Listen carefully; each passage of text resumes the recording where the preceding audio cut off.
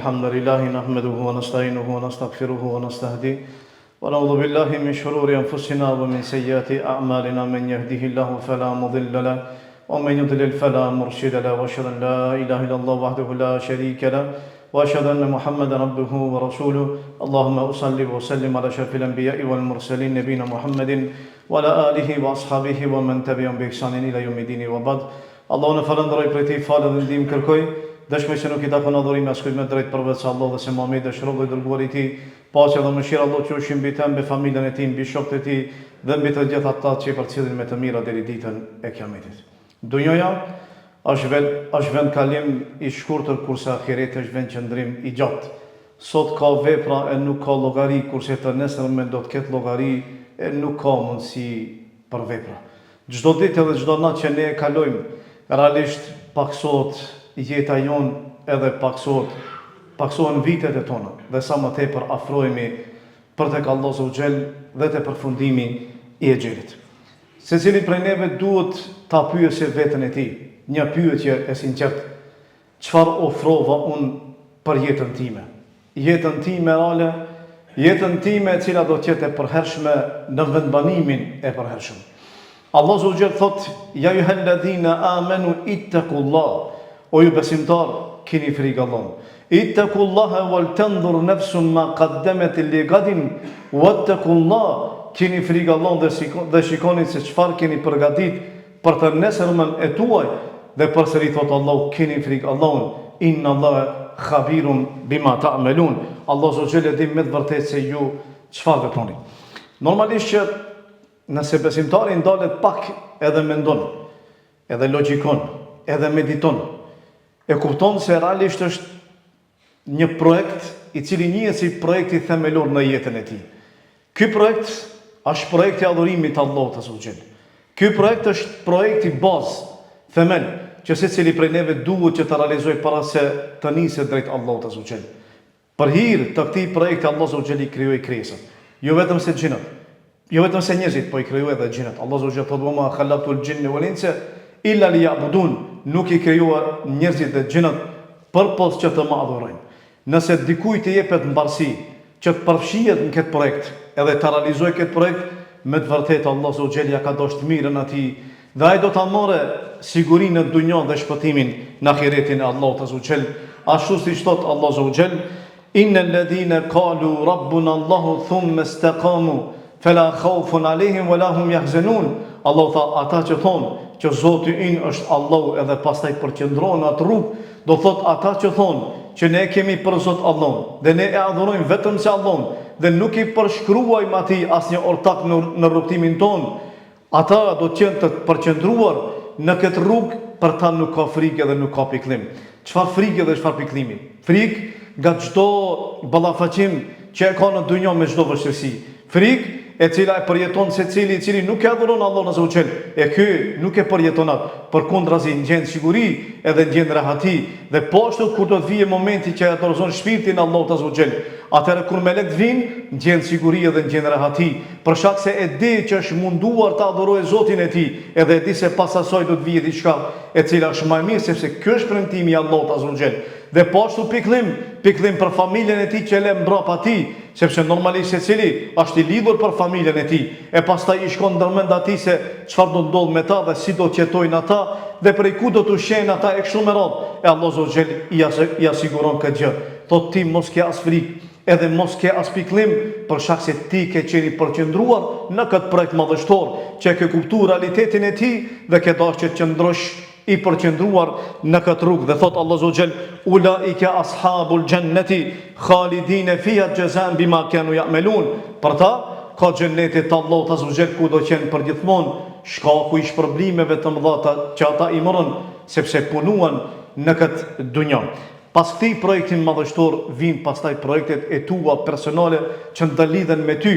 Çfarë unë ofrova për veten time, çfarë unë ofrova për familjen time, çfarë unë ofrova për shoqërinë time. Normalisht këto pyetje duhen të jenë sinqerta dhe secili t'i parashtrojë vetes së tij, sepse ne jetojmë për dishmëri, edhe kemi nevojat e tona, dhe kemi nevojat e familjarëve tonë, dhe po ashtu kemi edhe drejtë edhe hak edhe ndaj shoqërisë ku jetojmë. Këto pyetje zakonisht njeriu ne vetëdijson që ndalet edhe të mendohet se realisht unë çfarë kam sakrifiku për veten time? Çfarë ke sakrifiku? A ke sakrifiku diçka apo jo? A e fali namazin unë? A jap zekatin unë? A agjeroj unë si e kam raportin unë me Zotin tim? A jam i sinqert unë në namazin tim? A e fali namazin tim unë me përkushtim?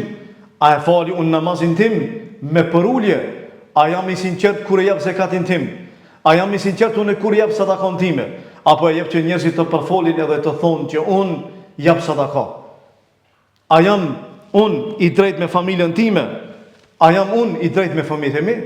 A e falëndroj unë Allahun për dhunti që Allah mu mi ka dhonë? A e përmendi unë Allahun shpesh? A kërkoj mbrojtje unë kur kam probleme prej Allahut azza? A luftoj? A mundohem? A përpiqem me shpirt e me zemër që ta adhuroj Zotin tim? A baj durim kundrejt gjithë atyre fatkeqësive që më ndodhin e përditshmërinë time? Unë a jam stolis ose a jam pajis me vetytet më të larta që neve na mëson feja jonë?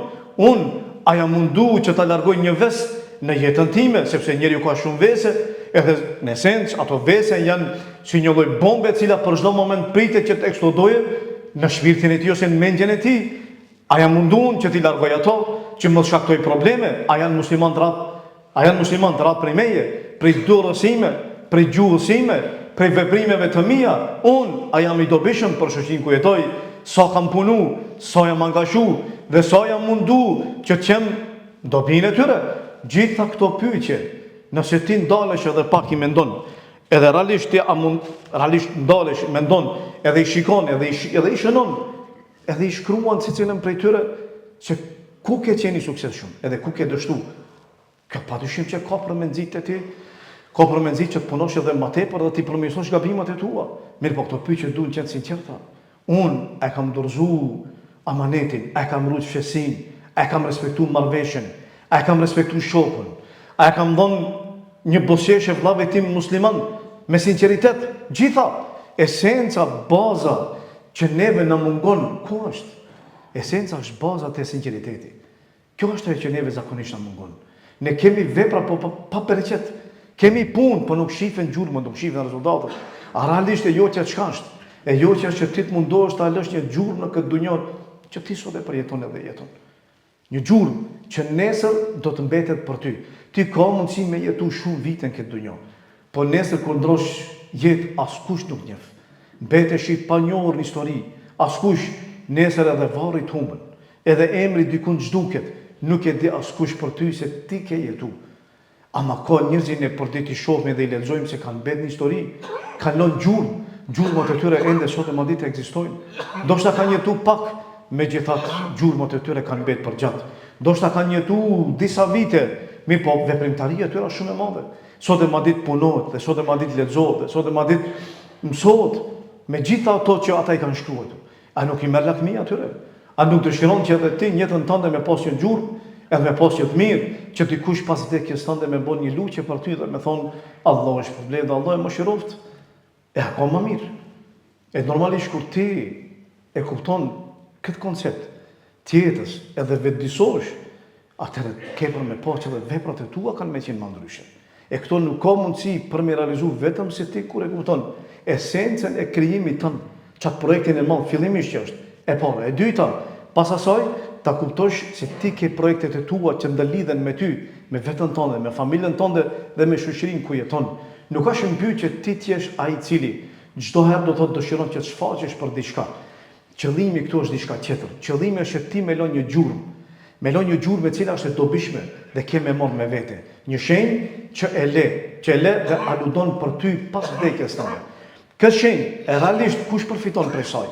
Përfiton qetri, mirë po përfiton edhe ti normalisht. Për shkak se ti je ai kryesori.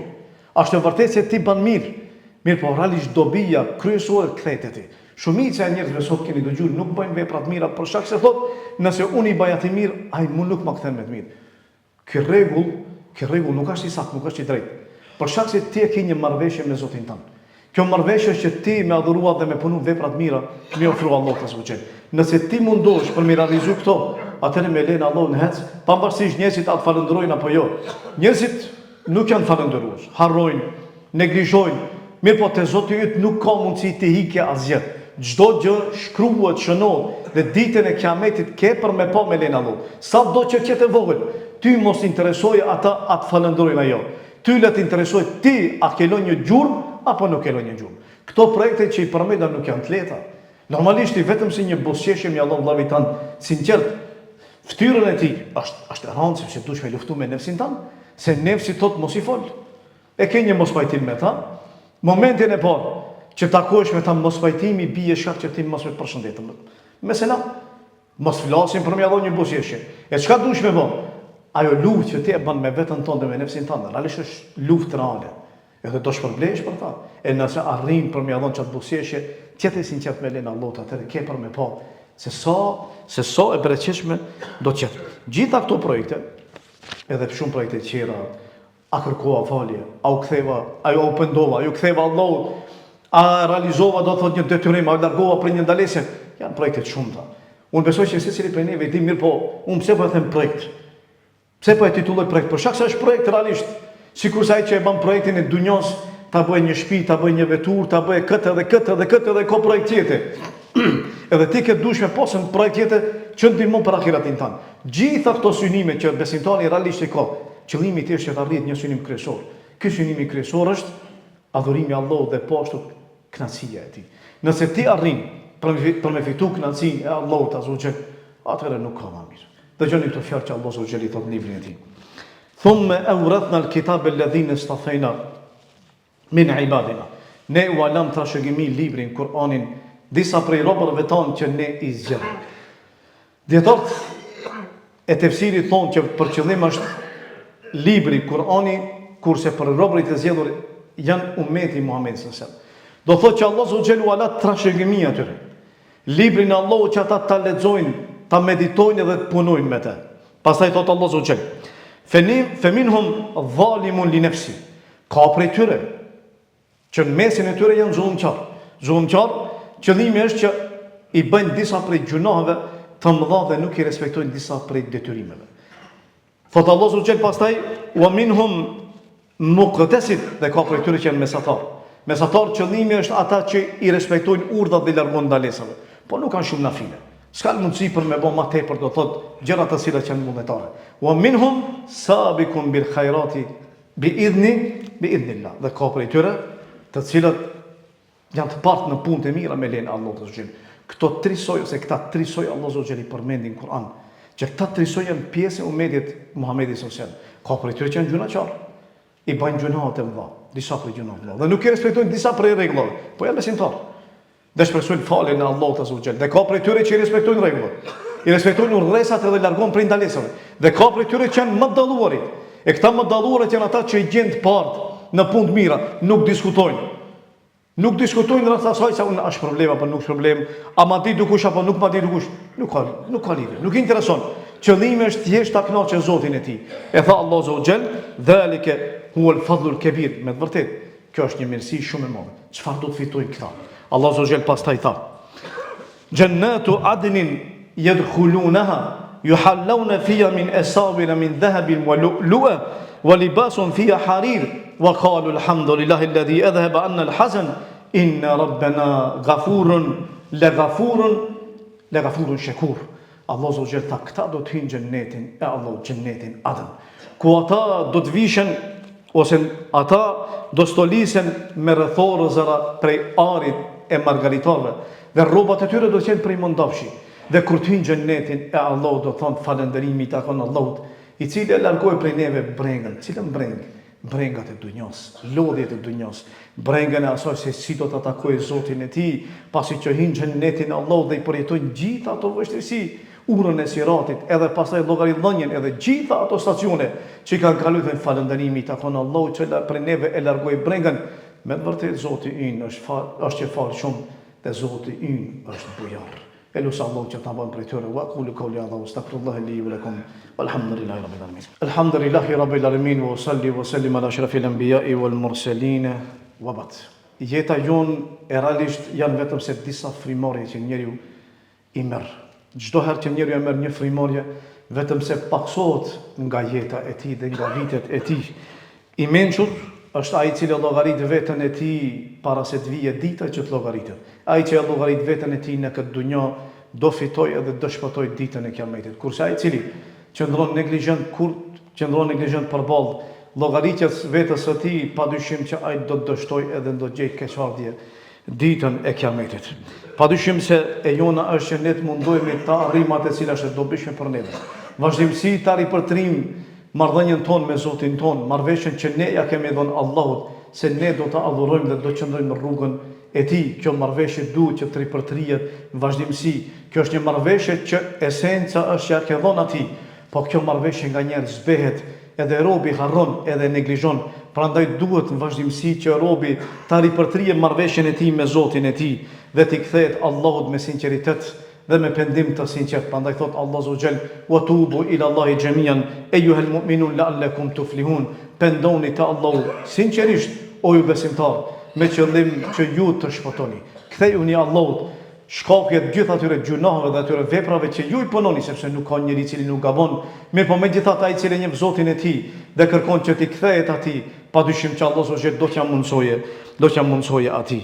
Unë thash edhe më herët se secili prej neve duhet me pas një synim që në jetën e tij ta lejë një gjurmë. Pse lefit parë tonë thoshin që burri njihet sipas ambicieve të tij. Sa më shumë që ka ambicie, aq më shumë ai dallohet me burrinë e tij. Thoshin ata, ma tregoj ambicien, tregoj çfarë burri je.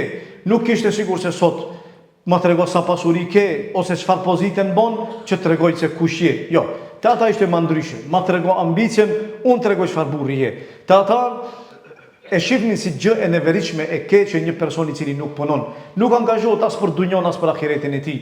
Një person i cili qëndron as indiferent, as nuk dëshiron punë, as për dunjë as për ahiret, nuk kishte mundësi me gjetë një njeri të tillë. Ata e donin Allahun dhe e dinin që dunjoja është mundësia për me arrit deri tek Allah Azza wa Jall. E dinin që vdekja është ai stacioni që i pengon, andaj ata përgatiteshin për të, edhe mundoheshin që të punojnë vazhdimsi, që të vijë dita dhe të takojnë Zotin e tyre, për shkak se e kuptuan mirë që kjo dunjë është thjesht kalimtare, kurse ahireti është vendqendrimi i tyre i përhershëm. Andaj e jona mbetet që ne të mundohemi ta lëm nga një gjurmë në këtë dunjë e cila do të dëshmojë për neve e jo kundër neve, sepse ajo gjurmë realisht ajo gjurmë është e cila aludon për ne dhe mbetet çdo sen me neve dhe me emrin ton. Andaj le të japim sadaka, sado që qet e vogël nuk luan rol te Allah Azza wa Jalla, ai do të jetë e madhe. Ta respektojmë fillimisht farefisin, ta respektojmë veten, ta respektojmë prindin, të respektojmë do të thotë besimtarët në përgjithësi, ta thuami të vërtetën, po ashtu të kapemi për rrugën e drejtë, të braktisim gjunat,